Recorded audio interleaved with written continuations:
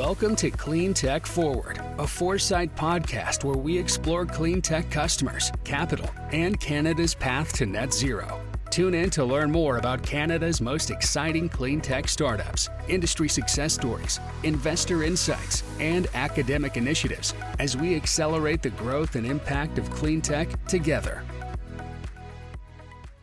Welcome to Cleantech Forward. I'm Jeanette Jackson, CEO of Foresight Canada, and your host today.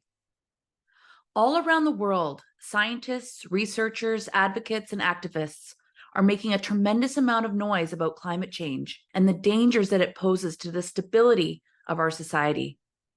And in response, governments at all levels and companies of all sizes have made pledges to commit to cleaner, more sustainable practices, reducing emissions, and beginning transitioning towards a net zero future. However, we're seeing a disconnect between the intentions of some of these organizations and the actions taken to ensure that we're on track to achieve net zero by 2050. This is commonly referred to as the climate action gap. In essence, it's the difference between the level of action required to mitigate and adapt to climate change and the actual efforts and policies in place to achieve those goals. In some cases, this gap is manifesting as companies and countries are reversing, delaying, or abandoning their pledges altogether. For example, despite publicly announcing a plan to achieve net zero by 2060, China has been approving new coal power projects at a pace equivalent to 2 per week. Likewise, Australia has been approving new coal mining projects despite passing the Climate Change Act in 2022, which doubles the target for emissions reductions by 2030 and sets the goal of reaching net zero emissions by 2050. And earlier this year, the oil giant Shell announced it would be doubling down on profit drivers like oil and gas, despite its public commitment to achieve net zero by 2050. There are a number of factors that are contributing to the delay or abandonment of pledges and climate action. Things like a lack of political will to implement urgent climate policy, the complexity and scale of the issues around climate change, and the economic interests, among other things, are all playing part. Solving climate change is an enormous challenge, but closing the climate action gap is absolutely necessary if we want to achieve our net zero ambitions. To help illuminate the complexity of the climate action gap and to discuss whether or not we can close it, I'll be speaking with Justin Bull. Justin is an adjunct professor at the UBC Sauder School of Business, the leader of Sustainability and Ethics Group, and the academic director of the newly established Center for Climate and Business Solutions. Here's a bit more on his background before we jump into our discussion about the climate action gap. I teach 1,000 students a year on various elements of ethics and sustainability. That's my passion and purpose in this world. But I also am very privileged to get to be a part of the CDL Vancouver program. I'm a moderator of the CDL Climate and CDL Minerals stream. And so I get to learn a lot about climate tech and in mineral and mining tech, which is very exciting to me. I'm also a very proud board member for the Tla'amin Nation and Nakaslii Nation, two Indigenous communities in British Columbia, where I help support their economic sovereignty and strategies, as well as another organization called Advantage BC. And in that organization, we're creating financial mechanisms for investing more in the retrofitting of the built environment. So across all of those things, I'm animated by a central theme of like climate. We get this one right, we're in good shape. We get this one wrong, all of our efforts elsewhere start to really get a lot harder and face a lot of resistance. So I'm pretty obsessed with it. And I believe you also spearheaded the foundation of the new Center for Climate and Business Solutions at UBC. Why don't you tell us a little bit about what that's all about? So we're trying to create a new think tank here on campus with a real focus on climate solutions. Everyone's worried about climate. Everyone's full of anxiety about climate. And I think we have to figure out what can we do about climate. So there's 3 key pillars to our work. The first is, of course, and the obvious one, reductions. And our thesis is that everyone wants to reduce their footprint, but measuring their footprint, setting a baseline, figuring out what standards they should be applying to their measurement strategies, trying to figure out how this is going to lower their cost of capital or lower their insurance. All those like business problems associated with reductions. What's the best technology, et cetera, et cetera. So we've got a lot of programming that we're sort of developing right now and excited to launch, which is going to help students work with companies to reduce their environmental footprint, specifically around GHGs. We're also very interested in the problem of adaptation. Even if we had a magic wand and stopped emitting all emissions tomorrow, we're going to have to adapt to a more unstable world. And so that means largely about repricing all sorts of risk in our mortgage markets, risk in our infrastructure, risk around project deployment. And so we're really curious about the business solutions that are going to help encourage climate adaptation. Finally, we're very interested in climate regeneration. We need a version of an economy that actually supports climate action and moving beyond decarbonization to actually, healing our planet, if so to speak. And I know that sounds a bit pie in the sky, but I think it's actually vital for us to think about how can we have economic systems that don't just wave away inconveniences as negative externalities, but economic systems that actually value clean air, systems that value clean water, systems that value a rich biodiversity around us. Because at the end of the day, we know that those are the things that are most important. There is a line of thinking now that some believe we have already entered an accelerated adaptation stage, that implementing climate solutions is a form of adaptation, and the adoption of clean technology is how we have to adapt to the issues of climate change moving forward. Would you agree with that statement? No, I would not. Because even if we adopted all the technology in the world, we're locked into, let's just say from the Greenland ice sheet, I think the estimates I saw is about 38 centimeters of sea level rise from the Greenland ice sheet this century alone. Even if we adopted all that technology, there's really likely to be significant contributions to sea level rises from West Antarctica and other regions. And that's assuming the successful adoption at scale and arresting of all sort of CO2 emissions by 2050. If we start to model out pathways where we hit tipping points, where we start to sort of anticipate sort of positive feedback loops and the destabilization of certain, I think ice sheets are particularly important, but there could be other things that start to destabilize as well. I think what we're just waking up to is how much ecological volatility that we're going to confront. So just from an oceans level perspective alone, 38 centimeters of sea level rise means that the Vancouver seawall doesn't exist anymore, right? It can't survive high tide. And so you have to be figuring out what's your adaptation strategy there. Port infrastructure, airport infrastructure, low-lying assets in coastal regions around the world look particularly risky.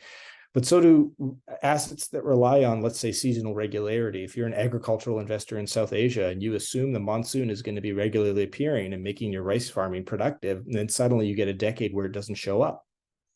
That's a massive adaptation problem. And so I certainly agree that adapting to climate means adopting climate tech as quickly as possible. And we need to be doing that, deploy. But I also think that we are, frankly, unprepared for a future that's already happened.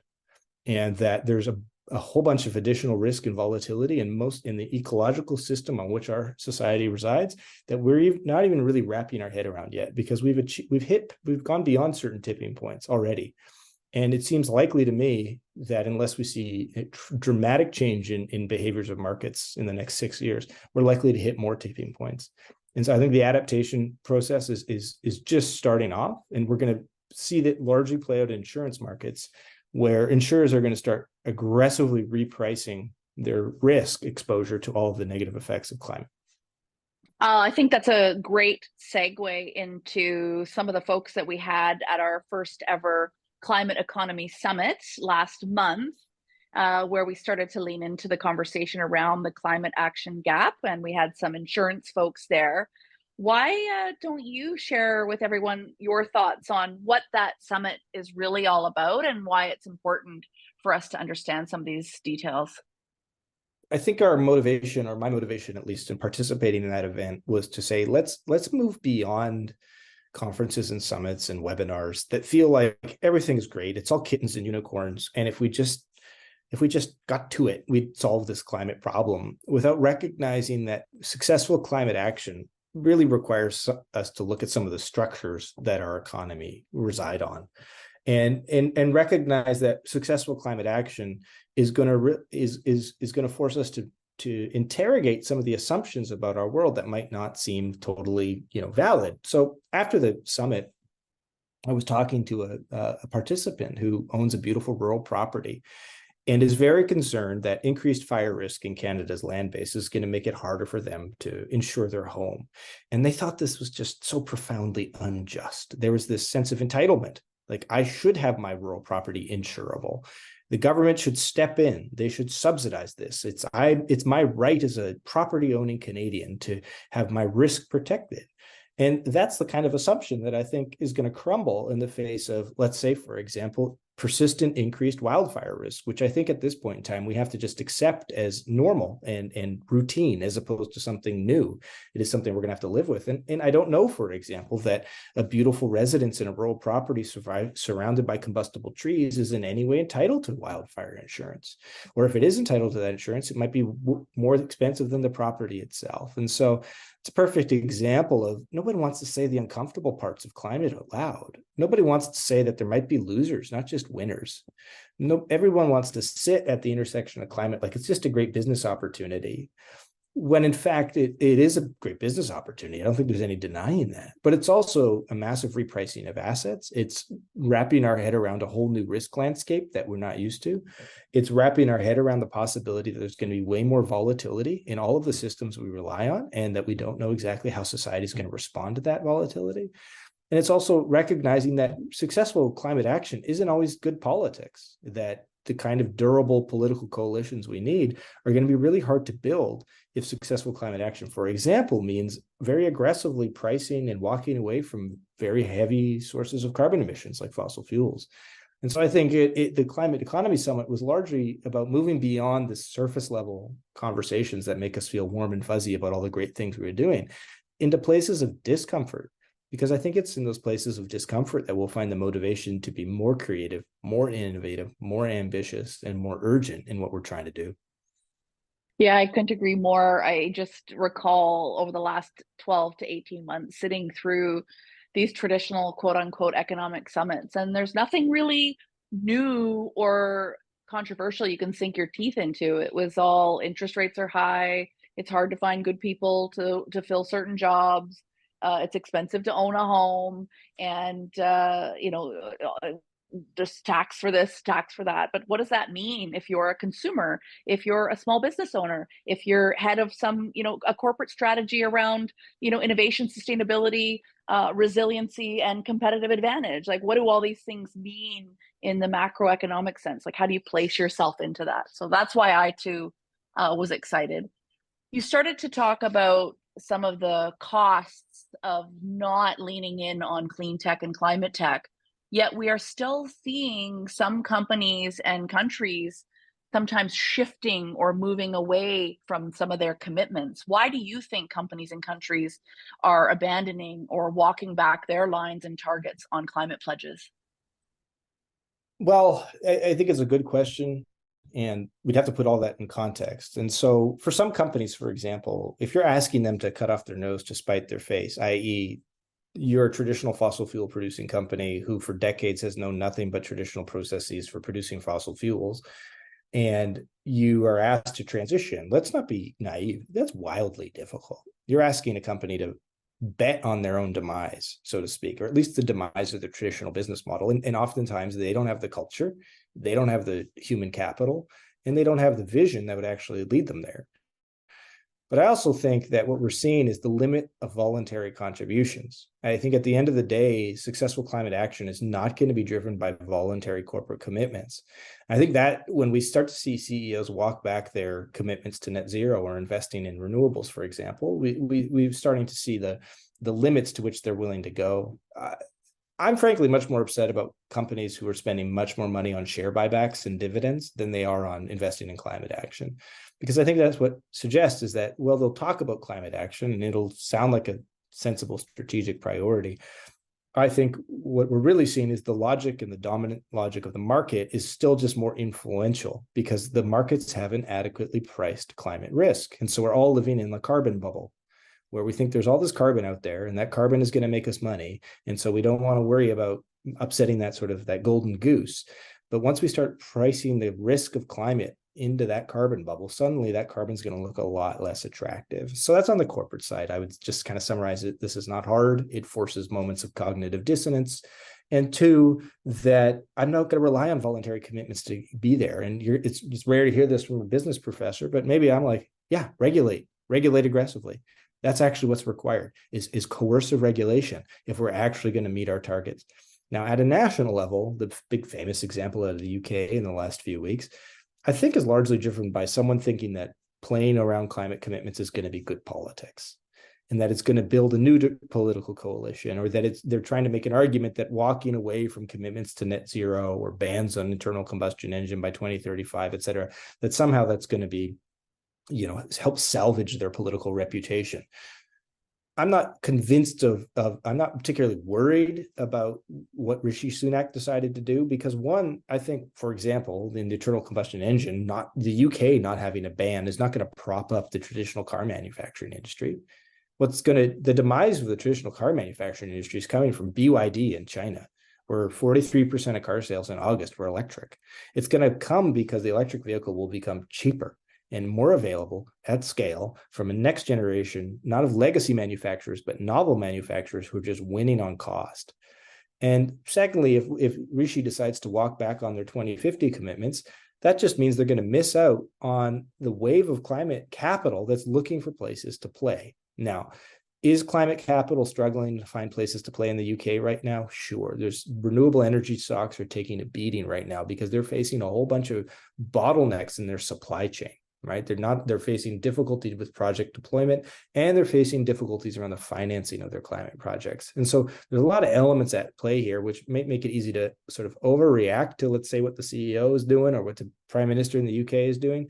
But I think in the long run, the logic of climate action, it has a certain inevitability where once you start pricing in climate risk and you start seeing the huge opportunity in climate action, the markets are going to, in their own self-interest and in their own greed, are going to start allocating capital to the things that they don't think are just going to win in the next quarter, but they're going to win in 10, 20, or 30 years from now.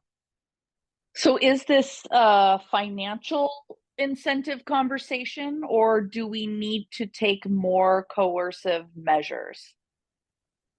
Well, I think we'd have to put in context who's the we here. So one of the challenges in Canada is that, one, even if we had very generous financial incentives, we are America's hat. And so as go the Americans, so goes Canada. And so when the Biden administration passes the CHIP Act and the Inflation Reduction Act and an infrastructure bill that creates potentially trillions of dollars of incentives to invest in climate technology, it gets harder for us in Canada to compete. We just don't have the fiscal scale. We don't have the industrial scale. And we don't have the, I would say, unique American attribute of just really quickly deploying ideas once the fertile soil has been prepared.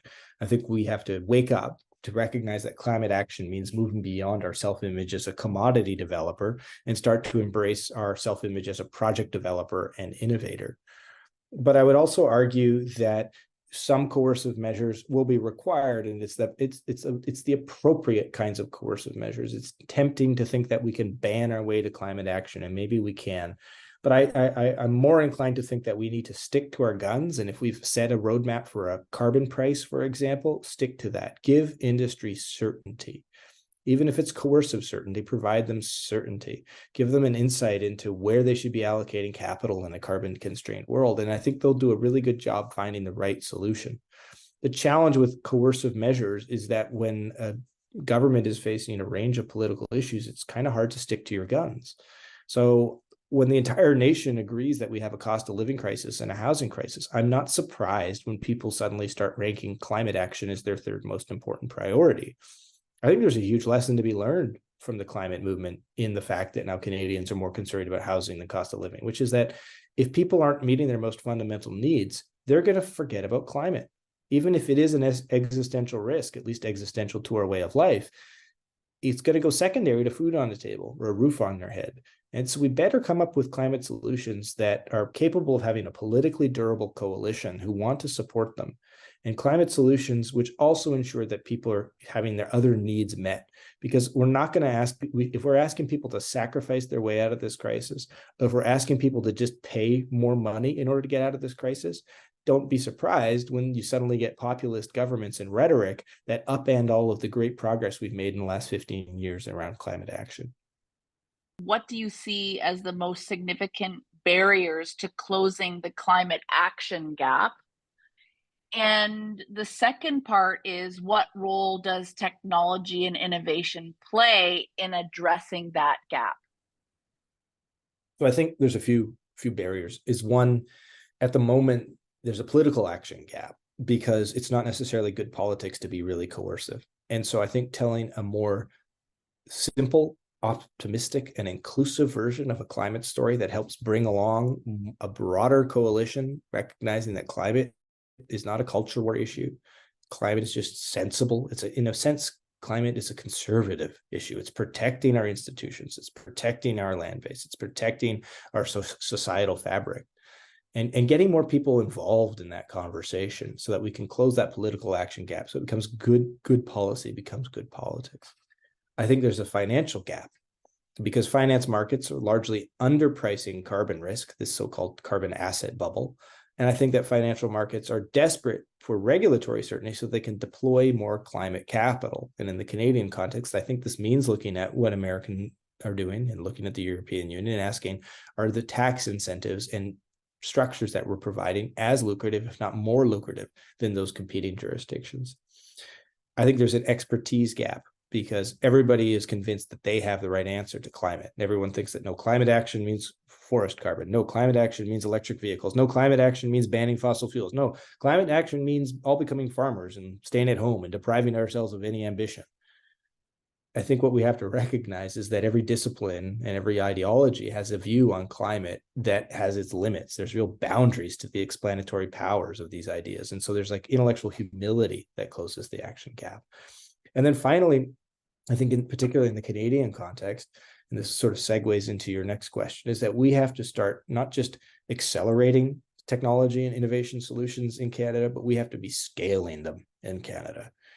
I would argue that the next 6 years are as much a deployment challenge as they are an innovation challenge.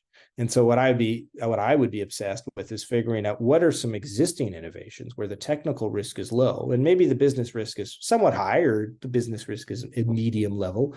And what is it we can do to get them good advice, good mentorship, good support, and good policy so that we can, as quickly as humanly possible, start deploying those innovations and recognize that in deployment, there's going to be friction, there's going to be failure, there's going to be losses. But it's worth it because we need to be thinking about who are going to be the Canadian homegrown climate champions. Because I think we have the intellectual capital here. I think we have the political capital. I think we have the financial capital. I think we have the will and the resources. And my big concern is that other jurisdictions make it more favorable, more desirable, more attractive to scale there to the benefit of those markets as opposed to scaling here in Canada.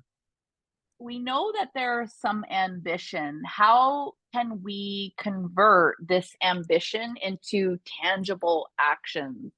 So is it policy, regulatory measures, or is it sort of separated by region or level? So municipal, provincial versus federal governments? Like, how can we really get this ambition turned into action? I think it's going to be contextual. I think at the individual level, there's good insight into consumer psychology and behavior that might nudge people to behave differently, buy a more sustainable product, do a better job of recycling, better job of using a reusable mug, reusable bag. And that all adds up. I think that people who are behaving more sustainably are more likely to vote more sustainably. They're more likely to communicate more sustainably. And so if climate is a collective action problem, then there's a collective solution as well. But I also think from a policy perspective, I would argue that what we need is a good deal of focus. So Canada should take a step back and ask itself as a country, what are the biggest contributors that we could potentially make at a global scale to hitting some emergency brakes? Because I think that's what we need, right? We need this kind of like a religious focus on emergency brakes. What are some deployable solutions or deployable policy interventions that are available right now? Not that touch every feature of the economy or every part of the value chain, but like specific features. So for example, I think two of Canada's biggest contributions to arresting the climate crisis could be, what are we doing with our forests? If we don't figure out on a national level how to slow down the trend of these mega fires and these intense fire seasons, the emissions for our forest landscape are going to make the emissions from our industrial landscape look small by comparison. So what are we doing? And it's not going to be about wildfire detention and suppression or detection and suppression. It's going to be about wildfire prevention, which is all about figuring out where's the fire risk and how do you get in on land base and do interventions on the forest land base right away. Other area where Canada could make a huge contribution is what are we doing to drive down the price of the critical minerals and metals that are going to facilitate the climate economy. So I think those are two areas where it's economically feasible, it's socially desirable, it's environmentally consequential, and I think there's a version of a politically durable coalition behind that. And then we have to figure out what do we want, what place do we want to play in the sort of broader innovation landscape. And you could argue that Canada's got a few areas where we could really innovate. I think carbon capture and storage should be one. We certainly have very well capitalized energy companies who've bet their entire future on carbon capture and storage. We have insights into the hydrogen economy, which I hope give us sort of a leadership position. We've got some very old clean tech companies who've been here for a long time that understand a lot of the intellectual issues, the patent issues, the scaling issues associated with hydrogen. And I hope that what we can do is just kind of wake up culturally to this idea that, you know what, we can move fast. We can build at a huge scale. We can move with urgency in this space. And so I think that's a combination of CEOs recognizing that Canada is a good place to do business, markets recognizing that this is a low risk, high quality of governance environment to operate in, politicians who offer focused, inclusive messages around climate that doesn't just appeal to, one side of this political spectrum or the other, but instead builds this broad-based, durable political coalition. And then consumers who, they need to do everything they can to consume more sustainably on their own, but also ask themselves, how am I voting? What are my priorities? And how am I spending my life? Because where you put your professional energy is perhaps the most consequential climate decision you make. You spend a lot of time with youth and folks at different ages who are transitioning into the space. So you're educating, you're an educator and a thought leader. What are some of the primary takeaways that you are leaving these students and folks who are attending your classes and reading up on your work? So there's two key messages I try to leave them with, is saying, look, despair is an ally of denial. If you look at the climate crisis and you're just so overwhelmed by it, it's too much, you can't wrap your head around it. I appreciate it, empathize why you've arrived there, but also recognize that if all of your other needs are met, your need for housing and food and water and security are all met, that means you have time to think about the climate crisis. And that, in a sense, is a privilege. So screw despair. Bias yourself to action. Find a technology, find a policy solution, find a company and help them scale, right? The successful climate action is a giant building boom. It's deploying resources, it's deploying capital, it's remaking industries and remaking cities, remaking landscapes at a massive scale. And so start just participating in action. But the other idea I leave them with is saying, look, you're 22. This isn't on you. It's not your problem. You don't have your levers over power. You don't have the technical skills. You don't have this knowledge of financial markets and their inner workings. You don't have the political capital. You don't have the communication skills. Don't feel this burden to graduate UBC and tomorrow start feeling like you're going to be a climate leader. At the end of the day, this burden is on me. This is burden on folks who are in their 40s and who are in their 50s and are in positions of leadership who've been living with the reality of the climate crisis since 1992, if you've been paying any attention. And we are now in this position to stake our claim, to stand up for our beliefs, to stand up for our values, and to use the positions of power and authority that we have to force society to wake up to the intention action gap, and to do everything we possibly can to try and mobilize skills and capital and energy so that we can avoid the riskiest outcomes associated with the climate transition. So I say to youth, go out there, acquire skills, acquire power, acquire leverage, acquire experience. Because the reality of a 21-year-old looking at 2030, 6 years away, it's like by the time you're 27, you're not going to be the CEO of Suncor. It's not happening. So meanwhile, maybe what you should be doing is figuring out how to politically mobilize. Great. But also just cultivating a skill set, because what the youth of today are going to be doing is dealing with the climate transition of 2040 to 2050, right? Net zero is a long process. And so it's Jeanette and Justin's problem to figure out how do we get emissions down 50% in 6 years. And then there's going to be another generation who figures out what to do to 2030 and 2040, and another generation who figures out the roadmap from 2040 to 2050. This challenge isn't going away. And so they just need to be ready and prepared and have amassed the skills and capital and leverage and talents required so that no matter where we are, if we're ahead of progress, great, there'll be new environmental problems. If we're behind progress, great, then you're going to have even more opportunity to deploy with urgency and scale. Last but not least, we've talked about all of the passionate folks and the youth and the training and the solutions, but we do have a significant amount of influence on this transition with policymakers, investors, and the corporate world. What are one or two takeaways you would give those listeners in terms of addressing the climate action gap? I would start really simply with let the markets do their work. And markets have shown this ability to do things at scale with speed and urgency if you provide them certainty and stability.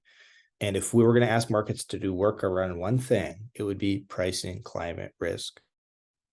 And so I think the risk of stranded assets, I think a lot of carbon intensive industries are at risk of being a stranded asset. Do your scenarios, does your understanding of your portfolio, your equity and debt positions adequately price that carbon bubble, carbon that we think is valuable that will never get extracted?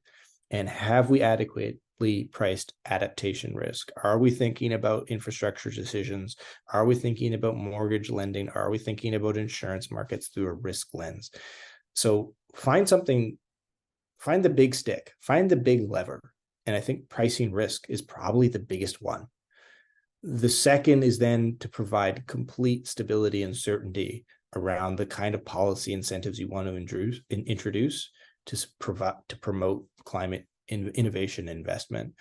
So don't try and do everything all at once. Pick the areas where we think we can be really consequential, pick the areas where we think the return of investment is fantastic, and provide the kind of stability and certainty that industry loves so that they can start deploying climate capital at scale.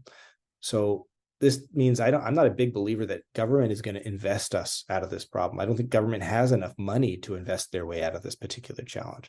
But if they can figure out what are the 2, 3, 4 critical market-friendly climate policies that they think could unlock climate capital, that's where I'd put my energy. Closing the climate action gap is clearly an enormous task with a ton of factors that are causing many organizations, governments, and businesses to choose not to take meaningful action on climate change. What we need is a combination of supportive policy changes, innovation and adoption, international collaboration, and a transition to more sustainable practices. We need to be more aggressive moving forward. This is a complex challenge, but with concerted efforts, it's possible to bridge the gap and work towards a more sustainable future. As Justin pointed out, the best solutions are likely the ones that are economically feasible, socially desirable, and environmentally consequential. These are clear markers that should be easy to rally behind and form a durable coalition around. But we need to move fast. The window for an orderly transition is finite and closing quickly. I've hoped you enjoyed this podcast. Thank you so much for listening. And don't forget to subscribe to the Cleantech Forward podcast wherever you listen and to share this episode with your friends and colleagues. The environment is depending on you. We'll see you next time. To learn more about Foresight's programs, events, and more, visit us at foresightcac.com or follow us on social at ForesightCAC.